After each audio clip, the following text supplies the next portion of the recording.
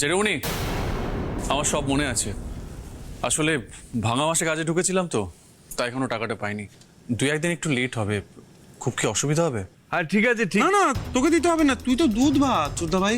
তুই বরং একটা কাজ কর, তুই মন দিয়ে ডাক্তারিটা কর, ঠিক আছে? তারপরে ডাক্তারি পাস কর, তারপর চেম্বার খোল, তারপরে চেম্বারে বস, তারপর চেম্বারে বসে যখন রোগী দেখবি, মোটা ফিস নিবি, তখন সবটা দিয়ে দিস নাকি, যেটুকুনি কি, সেটাই তো ভালো হয়। এভাবে ঠাট্টা করার মানেটা কি? আমরা কি সংসারে টাকা দিই না? না না, দাও, নিশ্চয়ই দাও, কিন্তু তোমরা লেটে দাও। আসলে লেটে দেওয়া আর না দেওয়ার মধ্যে না খুব একটা পার্থক্য নেই। তোমার বর পড়ছে তো, ও বুঝবে, তুমিও বুঝে যাবে। আর যতদিন তোমরা লেটে দিচ্ছ, ততদিন আমাদেরকেই তোমাদেরকে টানতে হচ্ছে, সেটাই সমস্যার আর কি। তা তুই কি বলতে চাইছিস? এবার থেকে লেটে টাকা দিলে সুদ সমেত দিতে হবে, তাই তো? প্লিজ বন্ধ করো তোমরা,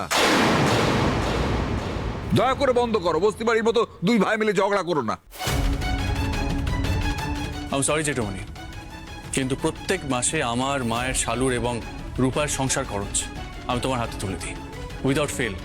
হ্যাঁ, মাঝে মাঝে একটু হয়তো লেট হয়ে যায়, কিন্তু ফেল কখনো হয় না।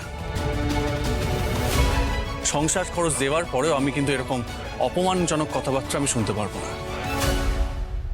ঠিক, কারোর ঘাড়ে তো আর বসে বসে খাচ্ছি না।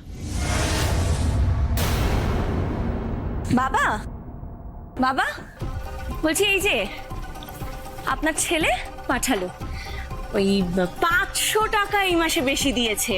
ওই রিহান তো সংসারে তেমন টাকা পয়সা দিতে পারছে না, সেটা ভেবেই ওই 500 টাকা বেশি দিয়েছে, যাতে আপনার সংসার চালাতে কোনো অসুবিধে না হয়। বাহ, খুব ভালো বিবেচক হয়েছে আমার ছেলে, ফাইন। তবে তার জ্ঞাতার্থে জানিয়ে রেখো যে রেহান কিন্তু প্রতি মাসেই টাকা দেয়, একটু দেরিতে হলেও দেয়। দেয় না এটা মিথ্যে কথা। আর তোমাকে একটা কথা বলি, তুমি তো বাজার টাজার বিশেষ যাও না, লোককে দিয়েই আনাও, তাই বাজার দর সম্পর্কে কোনো ধারণাই নেই। তাই এমন ভাবে এসে এক্সট্রা 500 টাকা দিচ্ছি বাবা বলছো, যেন মনে হচ্ছে এক্সট্রা 5,000 টাকা দিচ্ছ। তাছাড়া তোমার বর একটু বেশি রোজগার করে, তাই একটু বেশি দিচ্ছে। আর যখন রোজগার করতো না, তখন তার আলপিন টু এলিফ্যান্ট সমস্ত খরচাটা দিত এই শর্মা, তার শ্বশুরমশাই নয়। আর এমন ভাবে ওই টাকা দেওয়ার কথা বলো না যেন মনে হয় দয়া দাক্ষিণ্য করছো। সারা মাস ধরে যা খাচ্ছ, তেল পোড়াচ্ছ, এই টেলিফোন বিল ব্যবহার করছো, ইলেকট্রিক ব্যবহার করছো, সেইগুলো টাকা দিচ্ছ। বড়টা আমি বলছি কি, ওই আপনার ছোট ভাই কিন্তু সকালবেলা আপনার হাতে তখন টাকা দিয়ে গেল না, ওই যে যখন যাচ্ছিল। মনে আছে, মনে আছে, ভুলে যাইনি, এখনো স্মৃতিবিভ্রম ঘটেনি। বাবা, মাসকাবারি টাকা দেয়া নিয়ে এমন ধুন্ধুমার কাণ্ড চলছে যে এই বাড়িতে কোনোদিন এই ধরনের কাণ্ড দেখবো ভাবতে পারিনি। নার্সবাবু, আপনি খেয়ে দিয়ে তাড়াতাড়ি বেরোন, আপনার ক্লাসে দেরি হয়ে যাবে তো। দাদা ভাই, দাঁড়া, আমি তোর জন্য একটা জিনিস নিয়ে আসি। হ্যাঁ, দাঁড়া। জেঠুমনি, কি হলো, ওর প্রণাম কেন? জেঠুমনি, আজকে থেকে আমার ডাক্তারির প্রথম ক্লাস শুরু।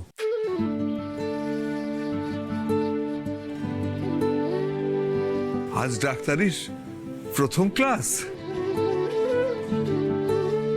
খুব ভালো হবে, দেখবি। ওপর থেকে তোর বাবা আশীর্বাদ করছে, তার আশীর্বাদ মিথ্যে হতে পারে না। খুব মন দিয়ে ক্লাস কর, খুব মন দিয়ে পড়াশুনো করে একজন যোগ্যতম ডাক্তার হয়ে ওঠ, যাতে একদিন এই সমস্ত অপমান লাঞ্ছনার প্রতিবাদ করতে পারিস।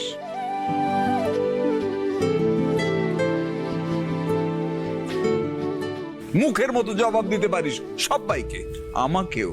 হ্যাঁ, আমি কি তোকে রেয়াত করেছি নাকি? তাই এমন ভাবে ডাক্তার হয়ে সামনে এসে দাঁড়াবি যাতে আমাকেও মাথাটা নুইয়ে তোর কাছে হাত জোড় করে ক্ষমা চেয়ে বলতে হবে, আমায় ক্ষমা কর, আমি ভুল করেছি। জেঠুমনি প্লিজ। না না না, প্লিজের কিচ্ছু নেই। কবি বলেছেন সত্তর এলেও সহজে, যা সত্য সেটা তো মানতেই হবে বাবা। এমন ভাবে সাকসেসফুল ডাক্তার হয়ে তাৎপর্যপূর্ণ কিছু করে দেখা যাতে সেটা মিনিংফুল অ্যান্ড অবভিয়াসলি সাকসেসফুল হয়ে ওঠে।